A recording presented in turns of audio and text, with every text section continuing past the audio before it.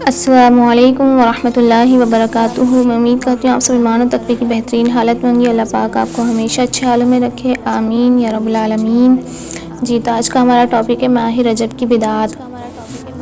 تو اس ٹاپک کو سٹارٹ کرتے ہیں۔ رب اشرح لی صدری ویسر لی امری واحلل عقدۃ من لسانی یفقہوا قولی، رب زدنی علما۔ اللہم ارنا الحق حقا وارزقنا اتباعہ وارنا الباطل باطلا وارزقنا اجتنابہ، اللہم فقہنا فی الدین، آمین یا رب العالمین۔ بسم اللہ الرحمن الرحیم۔ پہلے دعا کریں گے، جو میں نے پڑھا ہے اور سوچا ہے اس کو صحیح طریقے سے حق کے ساتھ بیان کرنے کی توفیق عطا فرمائے اللہ پاک، آمین۔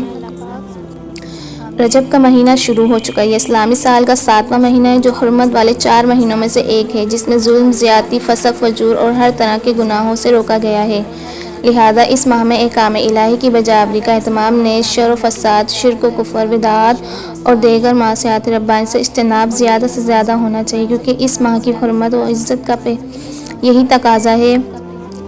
مسلمان اس حرمت والے مہینے میں خاص طور سے بہت سی بدعتوں کے مرتکب ہوتے ہیں، جیسے لکھی اور ہزارویں روزے۔ نام نہاد مسلمان اس ماہ میں لکھی، ہزاری اور مریم روزہ رکھتے ہیں، جس کے متعلق ان کا یہ عقیدہ ہے کہ 27 تاریخ کو ایک روزہ رکھنے سے لاکھوں اور ہزاروں روزوں کا ثواب ملتا ہے اور اگلے اور پچھلے گناہ سب معاف ہو جاتے ہیں۔ حالانکہ یہ روزہ بدعت ہے، اس کا کوئی ثبوت شریعت محمد یا قرآن و حدیث میں نہیں ہے۔ اس کے رکھانے سے ثواب نہیں بلکہ عذاب کا خطرہ ہے۔ اللہ تعالیٰ اس سے خوش نہیں بلکہ ناراض ہوگا۔ لہذا مسلمانوں کو اس بدعت سے بچنا چاہیے اور من گھڑت روزے رکھ کر اللہ کے دین متین میں زیادتی کر کے گناہ عظیم مول نہیں لینا چاہیے۔ ان روزوں کا ثبوت میں نام نہاد مسلمان جو احادیث پیش کرتے ہیں وہ قطعاً ثابت نہیں، ان سے دھوکہ نہیں کھانا چاہیے۔ صلاۃ الرغائب۔ ماہ رجب کی پہلی شب جمعے کو نام نہاد مسلمان ایک خاص نماز ثواب جان کر پڑھتے ہیں، جو صلاۃ الرغائب کے نام سے موسوم ہے۔ حالانکہ یہ نماز نبی کریم صلی اللہ علیہ وسلم، صحابہ، تابعین، تبع تابعین اور ائمہ دین سے ثابت نہیں۔ علماء کے نزدیک یہ نماز جمہور علماء کے نزدیک بدعت ہے۔ پھر فرماتے ہیں کہ یہ بدعت 5ویں صدی ہجری میں نکلی ہے۔ 400 سال تک مسلمانوں کا دامن اس بدعت کی آلودگی سے پاک و صاف رہا۔ تعجب ہے کہ آج لوگ اس بدعت اور بے بنیاد چیز کی طرف کس قدر راغب ہیں، چاہے فرض نماز نہ پڑھیں لیکن صلاۃ الرغائب قضا نہ ہو۔ بہنوں، اللہ تعالیٰ سے ڈرو، اللہ اور اس کے رسول سے آگے نہ بڑھو۔ اسی ماہ کی 27ویں شب کو نام نہاد مسلمان جشن معراج مناتے ہیں، جبکہ یہ ثابت ہی نہیں ہے کہ اسی رات معراج ہوئی۔ اس سلسلے میں فتح الباری شرح صحیح بخاری میں علماء کے 10 سے زیادہ اقوال موجود ہیں، یعنی معراج کی تاریخ میں محدثین و مورخین کا بہت کچھ اختلاف ہے۔ تاریخ تو ایک طرف، مہینے میں بھی اختلاف ہے۔ بعض کہتے ہیں کہ ربیع الاول میں معراج ہوئی، بعض کا قول ہے کہ ربیع الثانی میں ہوئی، کسی کے نزدیک رمضان میں تو کسی کے ہاں شوال میں۔ یہ اختلاف معراج کے مہینے میں، پھر تاریخ معراج میں اس سے بھی زیادہ اختلاف ہے۔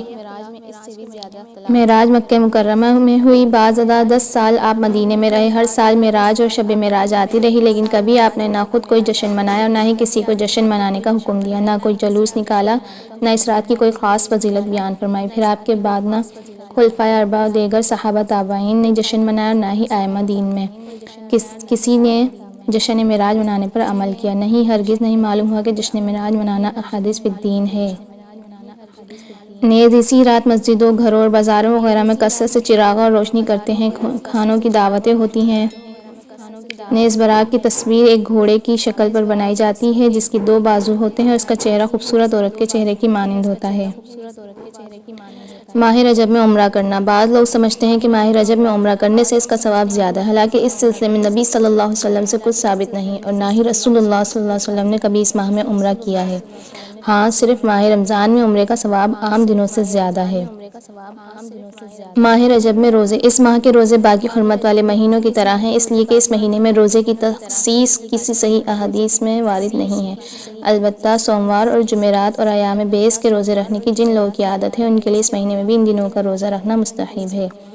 ماہ رجب میں روزے کے سلسلے میں جن حدیثوں سے دلیل لی جاتی ہے وہ تمام من گھڑت ہیں، جیسے نبی صلی اللہ علیہ وسلم کی طرف منسوب کر کے کہا جاتا ہے کہ نبی صلی اللہ علیہ وسلم نے فرمایا، جنت میں ایک نہر ہے جس کو رجب کہا جاتا ہے، اس کا پانی برف سے زیادہ سفید اور شہد سے زیادہ میٹھا ہے۔ جس نے ماہ رجب کے کسی دن کا روزہ رکھا وہ اس نہر سے پیے گا۔